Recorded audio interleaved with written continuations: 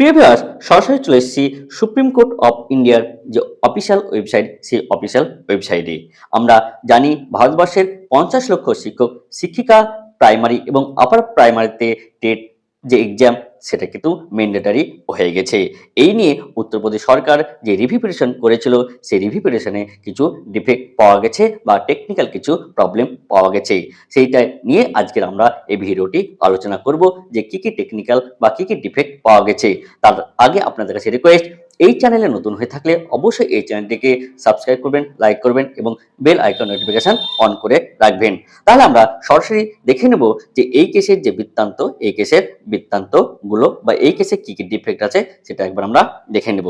তাহলে এই কেসের যে ডায়েরি নাম্বার সেটা আমরা জানি যে 534342025 এবং এই কেসটা হলো state of UP versus Anjuman ইরশাদ ই তালিম ট্রাস্ট। এবং এখানে দেখবো আমরা কেসের ডিটেলস, আমরা সেগুলো দেখছি না, একদম চলে যাব যে এই যে কেস, এই কেসের যে ডিফেক্টস, সেই ডিফেক্টসগুলো প্রথমে আমরা নোটিশ বোর্ডটা দেখে নেব যে এই নোটিশ বোর্ডে কি বলতে চাইছে।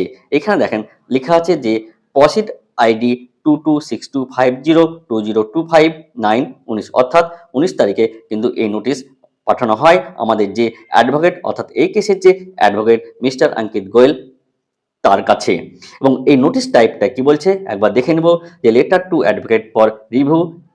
এই দেখেন এই যে ডিফেক্টস, অর্থাৎ এই যে রিভিউ করা হয়েছিল তার কিছু ডিফেক্টস পাওয়া গেছে এবং এই নিয়ে অ্যাডভোকেট মিস্টার অঙ্কিত গোয়েলকে একটা চিঠি করা হয়েছে। এবং ইস্যু ডেট এখান থেকে আমরা দেখতে পাচ্ছি যে এই ইস্যুটা কবে করা হয়, যে 19/9/2025 তারিখে।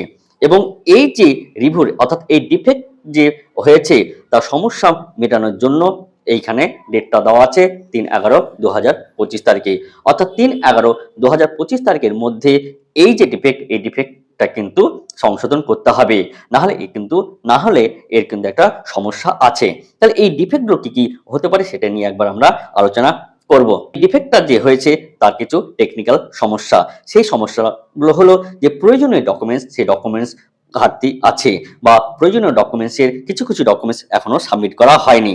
এছাড়া ওকালতনামা, এছাড়া অ্যাফিডেভিট, এইরকম কিছু কারণ আছে যে কারণের জন্য আমাদের যে সুপ্রিম কোর্টের রেজিস্ট্রার তিনি অ্যাডভোকেট অঙ্কিত গোয়েলকে চিঠি করেছেন এবং তিনাকে বলা হয়েছে 3/11/2025 তারিখের মধ্যে এই ডিফেক্ট ঠিক করতে হবে।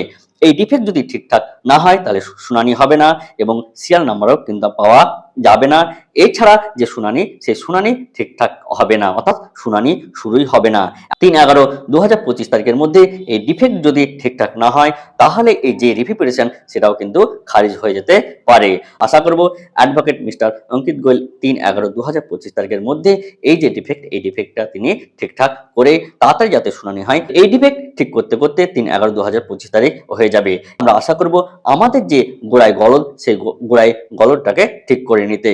ডিএলএডদের ক্ষেত্রে আমরা দেখেছিলাম তারা প্রথমে মহামান্য সুপ্রিম কোর্টের বিচারপতিকে যাবতীয় তথ্য বা তাদের যে এনসিটির যে ভুল বা কেন্দ্র সরকারের যে ভুল সেগুলো ঠিকঠাক উপস্থাপনা করতে পারেনি, যার ফলে তারা কেসটা হেরে যায়। পরে মহামান্য সুপ্রিম কোর্টে তারা রিভিউ পিটিশন করে। সেই বিচারপতিকে এনআইএস ডিএলএডদের যে অ্যাডভোকেট তিনি সমস্ত ব্যাপারটাই তিনি বোঝাতে পেরেছিলেন কেসটি যেতে। এই কেসের ক্ষেত্রেও সেম একই ব্যাপার, ভুলটা করেছে এনসিটি এবং কেন্দ্র সরকার। তারা যদি তাদের ভুল সংশোধন করে এবং এই কেসের যে অ্যাডভোকেট মিস্টার অঙ্কিত গোয়েল তিনি যদি পুরো ব্যাপারটাই যদি এই বিচারপতিকে বোঝাতে পারেন তাহলে আমরা কিন্তু আশার আলো অবশ্যই এবং আশা করব যে এই কেসে 50 লক্ষ শিক্ষক শিক্ষিকাদের যে ভবিষ্যৎ আরো উজ্জ্বল হয়ে যাবে এবং তাদের মুখে হাসি ফুটবে।